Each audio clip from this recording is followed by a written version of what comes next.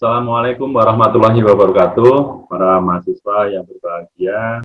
Selamat pagi dan salam sejahtera bagi kita semua. Salam sehat, salam pertanian inovatif. Para mahasiswa yang berbahagia, selamat berjumpa kembali dengan mata kuliah pertanian inovatif. Pada pertemuan yang ketiga, kita akan membahas tentang agrarian, agromaritim, dan kebijakannya. Para mahasiswa yang berbahagia, setelah mengikuti perkuliahan ini nanti, maka Anda diharapkan untuk mampu merumuskan contoh-contoh makna sumber agrarian nasional, kemudian pola-pola pengaturan sumber-sumber agrarian dan kebijakannya, dan permasalahan yang dihadapi dalam sistem agraria serta kebijakan pertanian. Dan selanjutnya Anda juga diharapkan mampu untuk memahami konsep agromaritim. Baiklah, mahasiswa yang berbahagia, tentu kita sudah sering sekali mendengarkan istilah agraria. Apa sebenarnya yang dimaksud dengan agraria itu? Banyak yang mengasosiasikan bahwa istilah agraria itu berkaitan hanya dengan pertanian saja. Padahal agraria itu tidak hanya menyangkut tentang pertanian atau tanah saja, tetapi lebih luas lagi dari itu. Nanti akan kita diskusikan. Bahkan lebih sempit lagi, kadang-kadang orang menganggap agraria itu adalah sebatas pada tanah pertanian semata. Nah, mari kita tengok sebentar tentang sejarah daripada agraria itu. Secara etimologi, maka istilah agraria itu berasal dari bahasa Latin, dari kata agr, yang artinya adalah lapangan, pedusunan, wilayah, dan tanah negara. Sedangkan agr, G2, itu artinya adalah tanggul penahan, pematang, tanggul sungai, dan jalan tambak serta reruntuhan tanah serta bukit. Sehingga makna daripada agraria itu kalau kita runtut dari etimologinya maka mempunyai makna yang banyak. Nah, atas dasar tersebut maka kemudian istilah agraria itu bukan sekedar tanah atau pertanian saja, tapi juga mengandung makna tentang unsur-unsur laut, air, hutan, udara, pedusunan, dan sebagainya. Nah, mari kita tengok sebentar tentang istilah tentang pedusunan, bukit atau wilayah dan lainnya. Itu jelas menunjukkan bahwa arti yang lebih luas daripada agraria itu sendiri. Karena di dalamnya, di dalam pedusunan, di dalam perbukitan, di dalam wilayah, itu tidak hanya tanah semata yang ada di situ, tetapi juga unsur-unsur air, unsur-unsur hutan, unsur-unsur bahan-bahan tambang dan sebagainya yang ada di dalam kandungan pedusunan, bukit atau wilayah. Nah, pedusunan sendiri misalnya di situ ada tumbuh-tumbuhan, ada air, ada sungai, mungkin juga ada tambang, ada hewan, dan ada masyarakat manusianya juga. Jangan lupa bahwa juga di dalamnya ada manusia yang sebagai mengolahnya. Nah, atas dasar tersebut maka kemudian Undang-Undang Nomor 5 Tahun 1960 tentang Peraturan Dasar Pokok-Pokok Agraria yang dikenal dengan UUPA itu mengatakan bahwa agraria itu adalah bumi, air, dan ruang angkasa serta kekayaan yang terkandung di dalamnya. Nah, mahasiswa yang berbahagia, maka dengan definisi yang sudah kita sepakati bersama di atas, maka berdasarkan pada Undang-Undang UPA dirumuskan 5 jenis sumber-sumber agraria, yaitu tanah atau permukaan air yang merupakan modal alami untuk kegiatan pertanian dan peternakan. Kemudian ada perairan, berupa perairan di sungai, di danau, di laut, yang merupakan modal alami untuk kegiatan perikanan, baik perikanan budidaya maupun tangkap. Kemudian ada hutan. Yang ketiga adalah hutan, yang berarti bahwa kesatuan flora dan fauna dalam suatu wilayah di luar kategori tanah pertanian, yang merupakan modal alami utama bagi komunitas-komunitas perhutanan yang hidup dan dari pemanfaatan hasil hutan menurut kearifan tradisional. Kemudian yang keempat adalah bahan tambang, yaitu mencakup beragam bahan mineral seperti emas, biji besi, timah, tembaga, minyak, dan sebagainya, yang tentunya ada di dalam tanah. Yang kelima adalah udara, yaitu yang mencakup bukan saja ruang di atas bumi dan air, tetapi juga materi udara itu sendiri, yang arti pentingnya terasa semakin besar di tengah perubahan global belakangan ini. Nah, itulah kira-kira pemaknaan daripada agraria, yang tadinya kita memahami tentang agraria itu hanya sempit, bahwa agraria itu hanya tanah semata, tetapi sesungguhnya makna dari agraria itu adalah mencakup tanah, air, hutan, bahan tambang, dan udara. Nah, kaitannya dengan sumber-sumber agraria tadi, maka kemudian sebagai bahan utama hajat hidup manusia, maka kemudian dalam pemanfaatannya tentu ada hubungan-hubungan relasi dalam pengurusan sumber-sumber agraria tersebut. Secara umum, hubungan manusia dengan sumber-sumber agraria tersebut secara sederhana dapat dibedakan dalam dua hal utama, yaitu hubungan teknis antara manusia dengan sumber-sumber agraria, dan hubungan sosial antara manusia dengan manusia berkaitan dengan sumber-sumber agraria tersebut. Nah, hubungan teknis antara manusia dengan sumber-sumber agraria itu berkaitan dengan aktivitas manusia dalam rangka memperlakukan atau memanfaatkan atau mengembangkan sumber-sumber agraria tersebut dengan menggunakan akal pikirnya manusia dengan teknologi pengetahuan yang ada, maka kemudian sumber-sumber agraria tersebut dimanfaatkan sedemikian rupa supaya sumber-sumber agraria tersebut bisa dimanfaatkan dengan baik, dengan mudah, dan menghasilkan yang optimum. Dan yang kedua, hubungan sosial agraria itu mencakup relasi sosial ekonomi. Nah, ini yang lebih kompleks karena ini berkaitan dengan hubungan antara orang dengan orang, orang dengan kelompok, atau kelompok dengan kelompok. Maka dalam hubungan sosial ini, maka kerjasama atau persaingan itu akan muncul dalam rangka untuk pemanfaatan sumber-sumber agraria tersebut.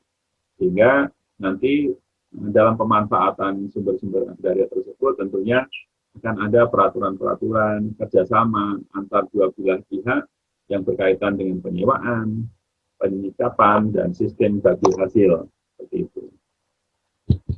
Nah, para mahasiswa yang berbahagia, jadi dengan adanya relasi-relasi sosial tadi, maka kemudian tentunya dalam rangka untuk menguasai sumber-sumber agraria tadi, tentunya manusia melakukan suatu proses-proses relasi antara satu dengan yang lainnya.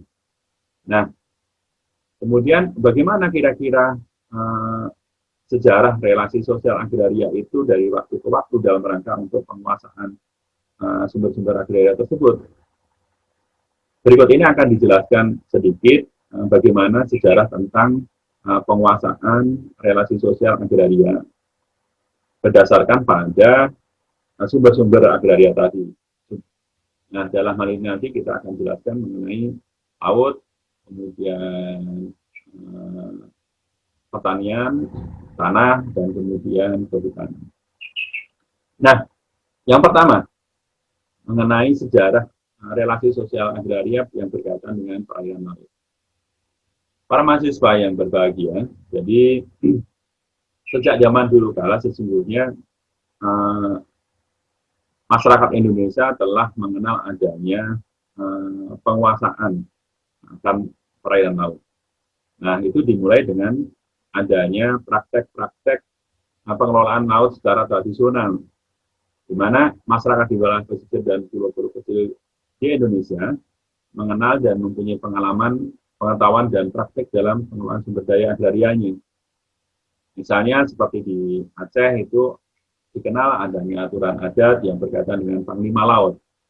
Kemudian di Maluku dan di Papua ada saksi, dan di Nusa Tenggara ada awik-awik, dan sebagainya.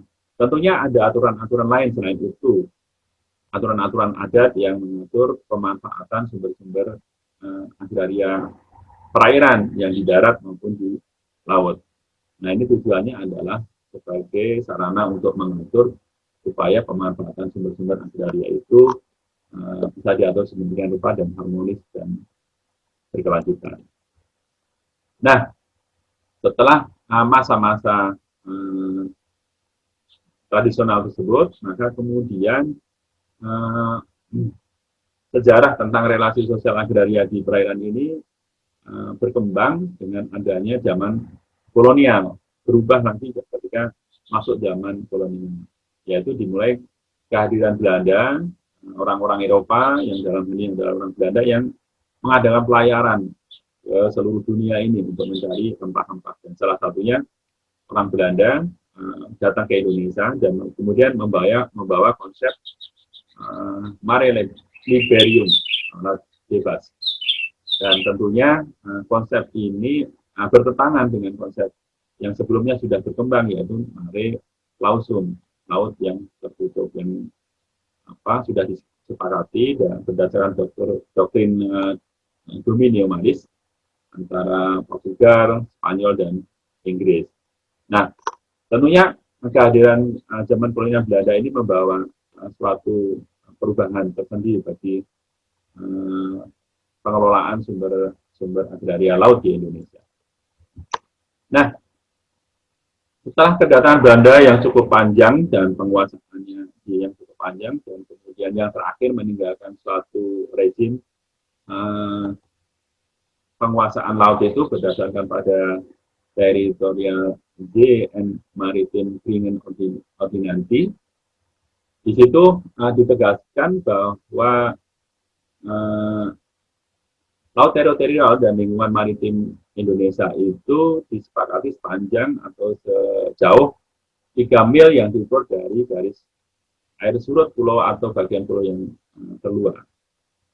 Nah, peninggalan aturan ini kemudian setelah Indonesia merdeka, maka dirasakan bahwa keberadaan laut teritorial yang 3 mil itu dirasa merugikan Indonesia dalam rangka melindungi keutuhan pulau-pulau Indonesia dari segi keamanan, kemudian potensi ekonomi, dan dari segi sumber agraria yang dimiliki.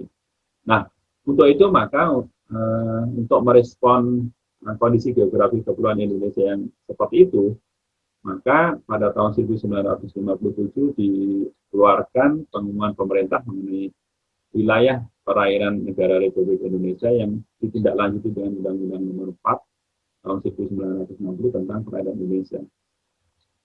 Pengumuman pemerintah itu kemudian dikenal sebagai Deklarasi Juanda.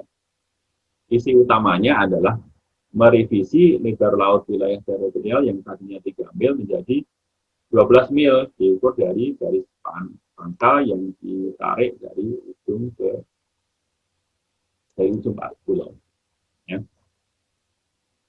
Nah, setelah masa itu kita mempunyai laut wilayah yang sejauh 12 mil dari garis pantai tersebut, maka kemudian dalam perkembangannya pengaturan sumber-sumber agraria tersebut dikembangkan, dan beberapa diantaranya adalah pengaturan WPPNRI, yaitu Wilayah Pengelolaan Perikanan Negara Republik Indonesia.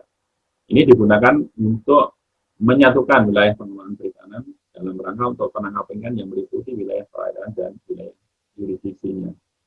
Jadi karena wilayah-wilayah perairan itu saling berkaitan antara satu dengan yang lainnya, maka diperlukan suatu wadah pengelolaan. Dalam hal ini adalah pemerintah mengeluarkan WPPNRI. Di samping itu, pemerintah juga mengeluarkan suatu peraturan tentang penyewaan pulau-pulau kecil dan pesisir dan pulau-pulau kecil. Harapannya adalah untuk memberikan hak kenyamanan, kekuatan bagi siapapun, baik swasta dan pemerintah, dalam rangka untuk memanfaatkan pesisir dan pulau-pulau kecil. Nah, sehingga kemudian dikeluarkan suatu peraturan tentang hak penguasaan perairan pesisir, P3. Nah, itulah rekan-rekan mahasiswa beberapa sejarah tentang relasi sosial agraria yang berkaitan dengan pengaturan, pemanfaatan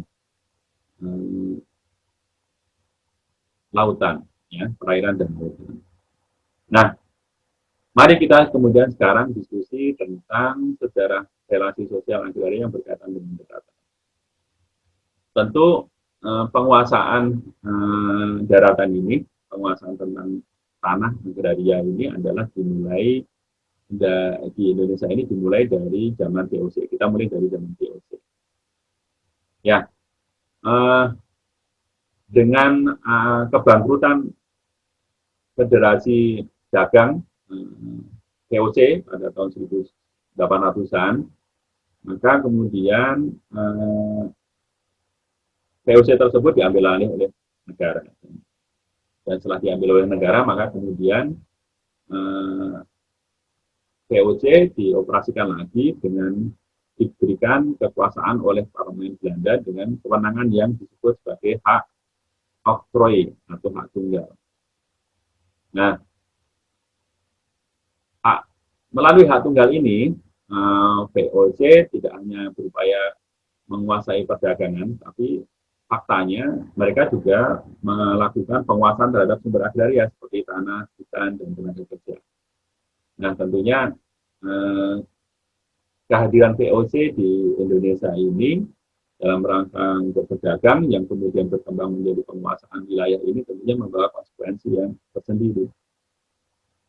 Ya, nah, sehingga di situ ada perjanjian-perjanjian, ada perang dan sebagainya dalam rangka untuk menguasai sumber-sumber agraria tanah daratan. Dari zaman VOC yang pertama kali datang seperti itu, kemudian berkembang, maka pada zaman Sprenger-Stelsel atau Kultur-Stelsel, maka VOC menjadi merajalela lagi. Dan atas kebutuhan bahan-bahan untuk tujuan ekspor tersebut, maka kemudian VOC menerapkan suatu kewajiban bagi rakyat Pasundan menanam kopi, ya, dan harganya ditentukan oleh mereka. Dan rakyat diwajibkan untuk itu disertai dengan paksaan dan kekerasan agar tunduk melaksanakan penanaman kopi tersebut.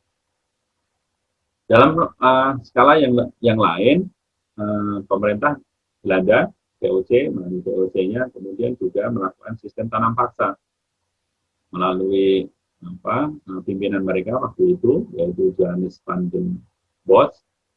Mereka memaksa rakyat Indonesia untuk menanam tanaman yang dijual ke luar negeri atau diekspor. Nah, selanjutnya sejarah perkembangan yang selanjutnya adalah setelah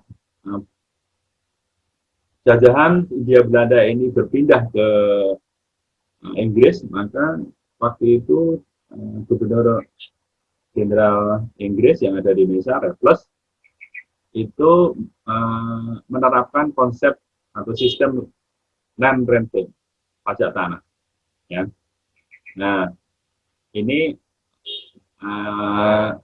konsep ini diadopsi dari kebijakan berupa pemerintah Inggris yang diterapkan di beberapa koloni lainnya. Jadi dari pemerintah lainnya tersebut, koloni-koloni yang lainnya diterapkan di Indonesia ini. Nah, selanjutnya pemerintah Hindia Belanda dalam hal ini VOC menerapkan prinsip domain verklaring, yaitu suatu doktrin yang diperkenan oleh Agrarische Wet pada tahun 1870 yang isiannya adalah mengatakan bahwa semua tanah yang di atasnya tidak dapat dibuktikan hak kepemilikannya atau ekindem oleh seseorang, maka akan menjadi milik dari negara tersebut. Atas konsep ini, maka kemudian konsekuensinya status tanah menjadi dua, yaitu tanah negara bebas dan tanah negara yang tidak bebas. Perkembangan selanjutnya adalah setelah Indonesia merdeka, ya, yaitu land reform dan reforma agraria yang dilaksanakan oleh pemerintah Indonesia. Nah, dan reform atau reforma agraria ini adalah merupakan suatu agenda negara bangsa pasca kemerdekaan untuk menata kembali sumber-sumber agraria yang menjadi wilayahnya. Nah, karena mempunyai peluang untuk mengatur itu, maka termasuk Indonesia berusaha untuk melakukan pengaturan sumber-sumber agraria tersebut. Nah, perbaikan distribusi sumber-sumber agraria dan relasi sosial agraria itu dilakukan pada tahun 1960, yang dilakukan dengan 4 aras utama. Yang pertama adalah penyusunan peraturan perundang-undangan dengan diterbitkannya undang-undang peraturan pokok agraria UUPN, kemudian penataan ulang distribusi penguasaan dan pemilikan sumber-sumber, kemudian penataan peruntukan penggunaan sumber-sumber agraria, dan kemudian program penunjang land from itu, diantaranya adalah pembangunan infrastruktur jalan, waduk, dan sebagainya. Ini adalah relasi sosial yang berkaitan dengan sejarah penguasaan pengaturan sumber-sumber agraria yang dilakukan setelah Indonesia merdeka. Kemudian setelah merdeka, dalam perkembangannya dalam rangka untuk meningkatkan produktivitas pertanian kita, maka kemudian kita juga mengenal adanya revolusi hijau. Nah, dalam revolusi hijau ini tujuan utama adalah bagaimana kita meningkatkan produktivitas pertanian yang tinggi, sehingga kita mampu untuk mensuplai beras kepada masyarakat. Dan hasil dari proses revolusi hijau ini adalah bahwa Indonesia mencapai swasembada beras, dan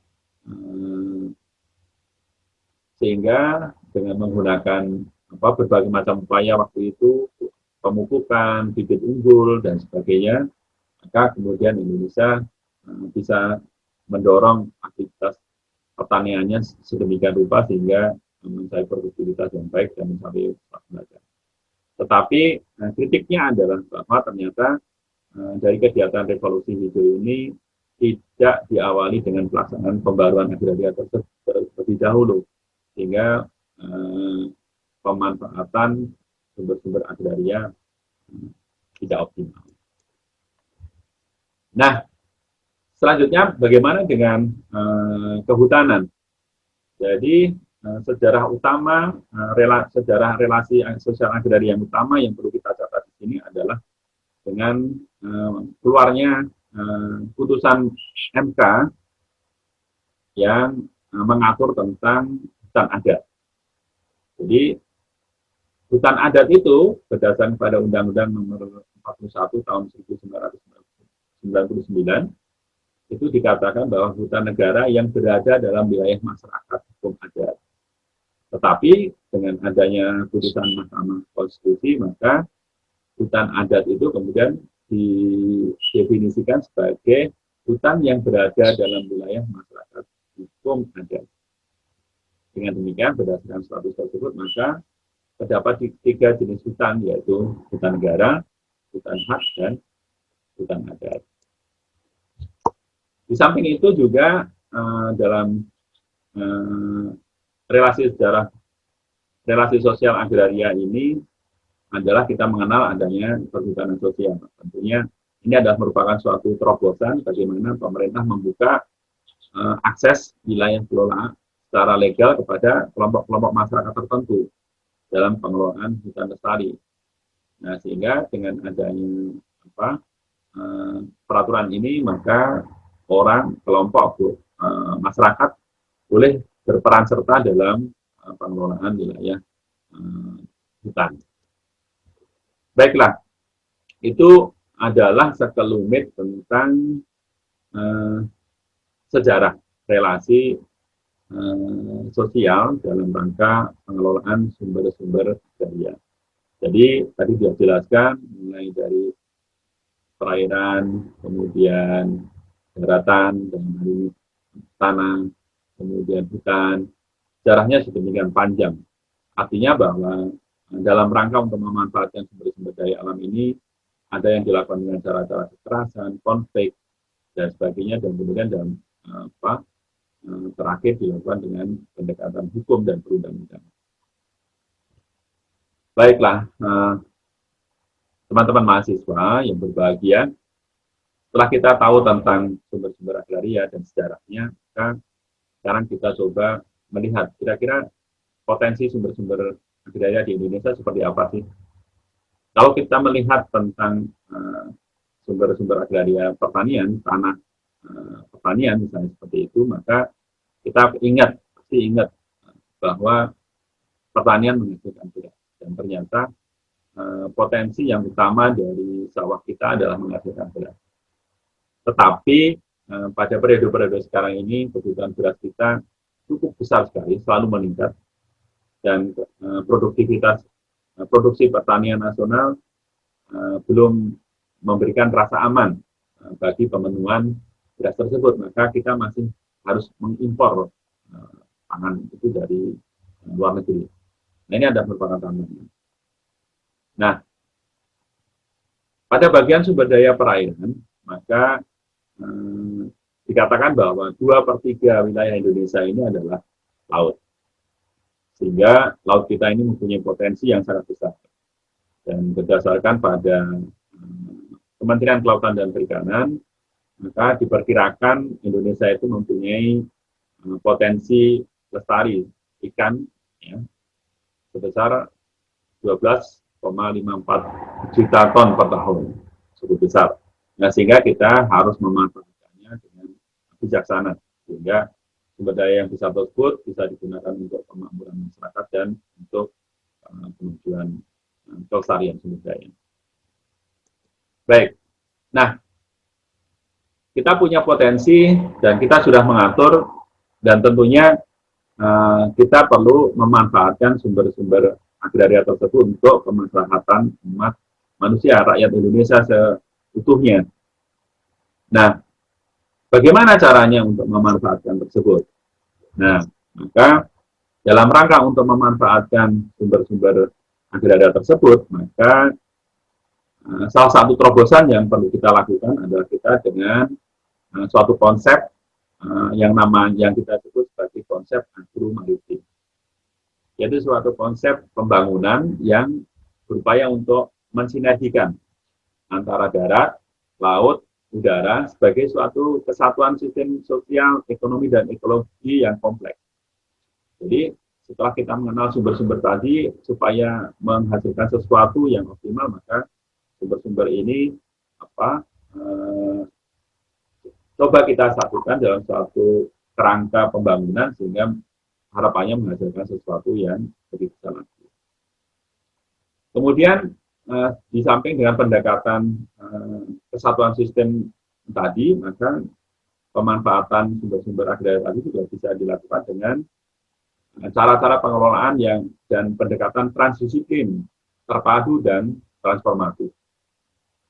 Nah, dari dua tujuan tadi, maka dengan adanya perkembangan teknologi yang ada, kemudian melihat era industri, era lingkungan internasional yang ada, maka di eksternal faktornya, yaitu berkembangnya era industri 4.0 ini, maka kemudian agro-maritim yang sedang kita kembangkan ini adalah dengan cara mengadop teknologi industri pada era 4.0 ini, sehingga kita menyebutnya sebagai konsep agro Agro-Maritim 4.0.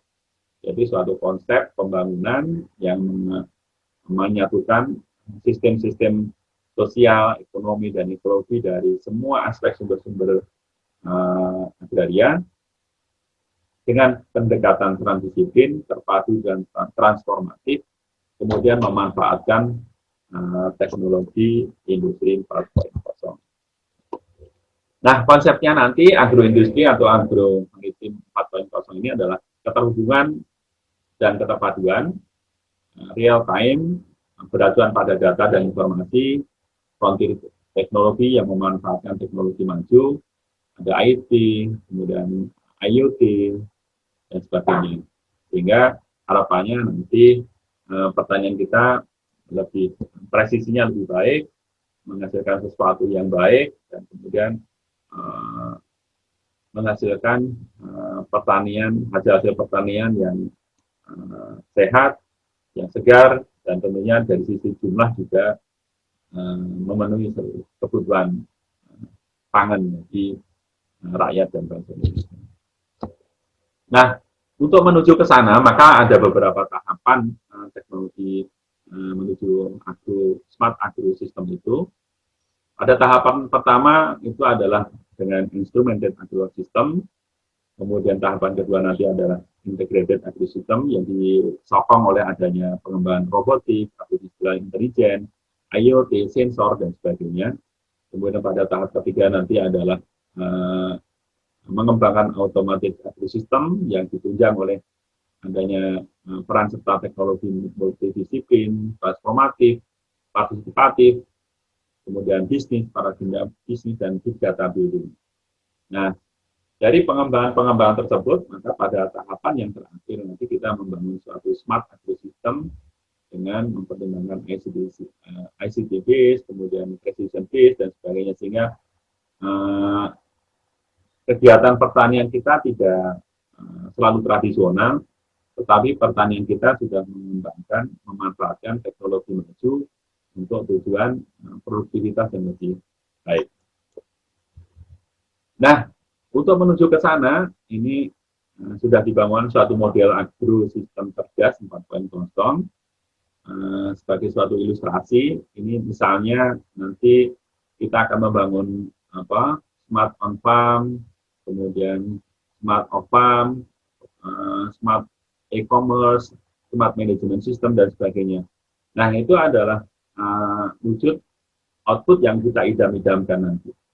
Nah, untuk menuju ke sana, maka kemudian dibutuhkan suatu big data, integrated agro system, yaitu dibutuhkan suatu informasi yang banyak, informasi yang besar, informasi yang nanti digunakan untuk menyusun program-program, sistem-sistem yang ada di dalam smart farm system tadi. Nah, tentunya nanti dibutuhkan suatu konsep bagaimana menyimpan data, bagaimana mengumpulkan data, caranya seperti apa, dikumpulkan dari mana. Nah, dalam konsep ini maka data-data tadi dikumpulkan dari kegiatan baik on farm atau off farm yang berkaitan langsung dengan pertanian atau tidak, yang nanti dikumpulkan dari stakeholder, ya. Baik, rekan-rekan mahasiswa, jadi itulah sedikit gambaran tentang konsep agro-maritim 4.0. Jadi konsepnya adalah untuk memanfaatkan sumber-sumber agraria yang ada, potensi yang ada, maka kemudian dibutuhkan suatu teknologi, suatu pendekatan yang terintegrasi, yang transparan, yang lebih maju. Nah, maka kemudian IPB mencoba untuk membuat suatu terobosan, yaitu konsep agro-maritim, suatu konsep pertanian terpadu untuk menuju pertanian Indonesia yang lebih maju. Baiklah, rekan-rekan mahasiswa, demikian ringkasan isi kuliah pada pertemuan yang ketiga ini. Mudah-mudahan Anda semua memahaminya, dan kemudian Anda dapat mempelajarinya dari bahan-bahan yang ada di LMS, maupun tentunya bahan-bahan yang ada di buku maupun di sumber-sumber lainnya. Terima kasih, sampai jumpa pada pertemuan selanjutnya. Assalamualaikum warahmatullahi wabarakatuh.